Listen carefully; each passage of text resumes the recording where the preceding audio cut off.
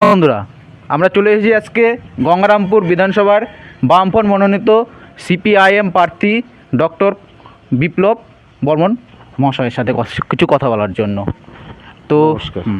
আপনাকে বামফ্রন্ট থেকে প্রার্থী করা হয়েছে সিপিআইএম ক্যান্ডিডেট, কেমন অনুভূতি কেমন? অনুভূতি তো অবশ্যই ভালো। দীর্ঘদিন এই বাম রাজনীতির সঙ্গে আমি যুক্ত, এবং যে বাম রাজনীতির সঙ্গে যুক্ত হওয়ার ফলে যে আমাদের সংসদীয় রাজনীতির যে বড় লড়াই, এই নির্বাচন, সেই নির্বাচনে বামফ্রন্ট এবং আমাদের যে সিপিআইএম দল, তারা যে আমাকে গুরুদায়িত্ব দিয়েছে, সেই দায়িত্বকে কাঁধে নিয়ে আমি সেই দায়িত্ব পালন করব।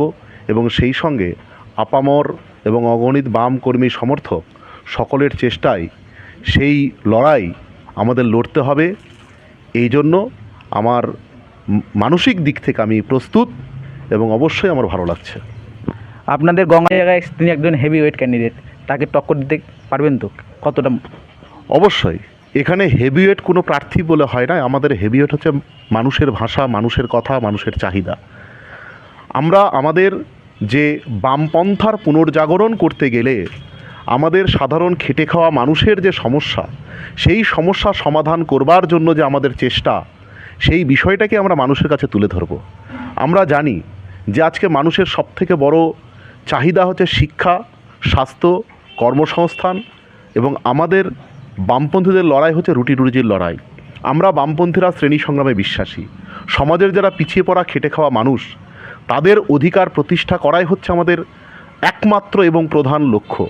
তাই সেই লড়াই আমাদের লড়তে হবে, এবং সেখানে আমাদের বিরোধী সেই ডানপন্থী যে দলেরই যে কেউ হোক না কেন, আমাদের বামপন্থীদের যে বার্তা, সেই বার্তার মধ্য দিয়েই মানুষ আমাদের এই বামপন্থার পুনর্জাগরণ ঘটাবে, এই বিশ্বাস আমি রাখি। এটাই প্রধান লক্ষ্য কি? দেখুন, আমি একজন পেশায় শিক্ষক।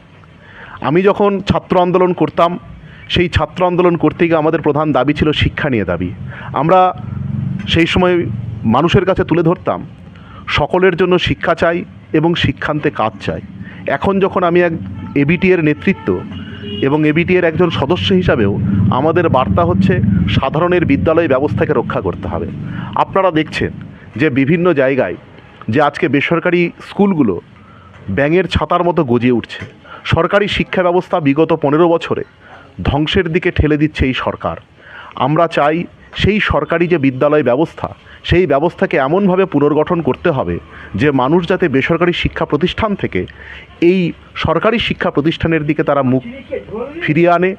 এবং সমাজের যারা আমরা পিছিয়ে পড়া মানুষ, আমরা দেখি তাদের ছেলেমেয়েরা তারা কিন্তু সরকারি স্কুলেই পড়ে, এবং সরকারি স্কুলে আমরা লক্ষ্য করেছি সেখানে কোয়ালিটিপূর্ণ শিক্ষক রয়েছে। শুধুমাত্র উপযুক্ত ব্যবস্থার মাধ্যমে সেই মেধাকে আমাদের কাজে লাগাতে হবে। ছাত্রছাত্রীদের আধুনিক বিজ্ঞানসম্মত পাঠদানের মাধ্যমে এবং আধুনিক বিজ্ঞানসম্মত সিলেবাসের মাধ্যমে তাদের মেধার বিকাশ ঘটবে, যার ফলে সরকারি শিক্ষা ব্যবস্থা আবার নতুন রূপে পুনর্জাগরণ ঘটবে, এই বিশ্বাস আমি রাখি।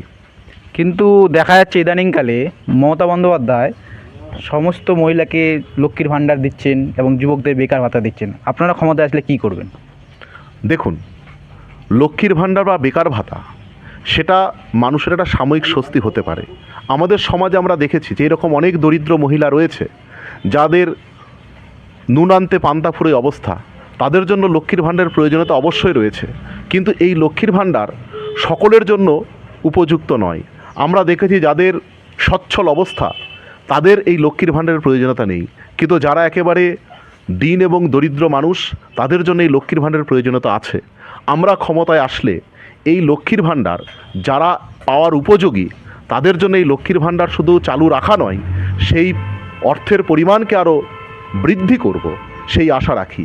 আর এই যে বেকার ভাতার কথা বলা হচ্ছে, যে যুবসাথী, সেটা কিন্তু 5 বছরের জন্য তাদের একটা পড়াশোনার ইনসেন্টিভের কথা সেখানে বলা হচ্ছে। আমরা চাই যে বেকার ভাতাই শুধু একমাত্র সমস্যার সমাধান নয়, বেকারদের জন্য কাজ চাই, সেই কাজের গ্যারান্টি আমরা দেব। আমরা যেমন বেকারদের বেসরকারি চাকরির ক্ষেত্রে যেমন শিল্প কলকারখানার উদ্যোগ যেমন নেব, পাশাপাশি যে বেকার ছেলেমেয়েরা তারা পড়াশোনা করছে, তাদের শিক্ষা যেমন বিশ্ববিদ্যালয় পর্যন্ত অবৈতনিক করা হবে, সেই সঙ্গে শিক্ষার পর তারা সরকারি চাকরির জন্য যারা প্রিপারেশান নেবে, তাদের জন্য আমরা জেলায় জেলায় থেকে শুরু করে ব্লকে ব্লকে এবং বিভিন্ন গঞ্জে গঞ্জে আমরা তাদের জন্য বিনামূল্যে যে প্রশিক্ষণের ব্যবস্থা, সেখানে চাকরির প্রস্তুতির ব্যবস্থা, সেই ব্যবস্থা আমরা করব, যাতে সেই ছাত্রছাত্রীরা সেখানে পড়াশোনা করে তারা যাতে মেধার ভিত্তিতে এবং যোগ্যতার মাধ্যমে দুর্নীতি না করে চাকরি পায়, সেই ব্যবস্থা আমরা করব।